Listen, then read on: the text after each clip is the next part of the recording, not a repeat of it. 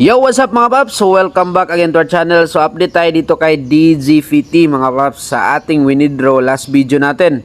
So nag-withdraw tayo last video. Pakita ko sa inyo kung winidraw natin Ayun guys, ito nag-withdraw tayo ng $10. So nag-withdraw tayo ng $10 guys. Yan yung total na winidraw natin.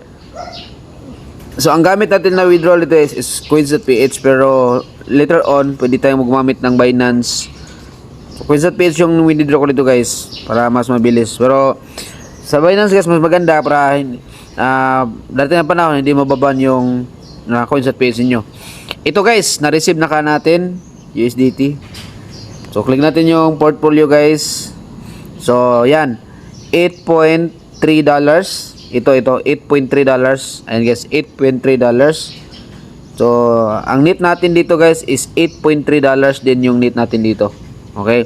Dito sa ating withdrawal. At then meron tayong $6 ngayon. So siyempre, magwi-withdraw na naman tayo.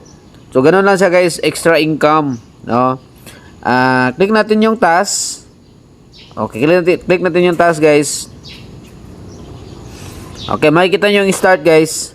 So meron tayong balance na $6 no. So umabot naman ito ng 10 ngayon. So withdrawin na naman natin. So click natin yung start.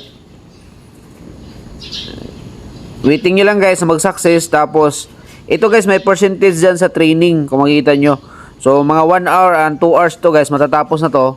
Pagkatapos nito guys, kikita naman tayo ng $3.4. So magti $10 na naman ito.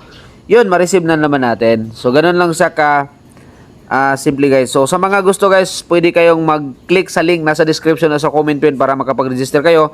Message me in my WhatsApp and Telegram and Messenger para mag-guide ko po kayo paano mag-cash in at paano na din start kumita.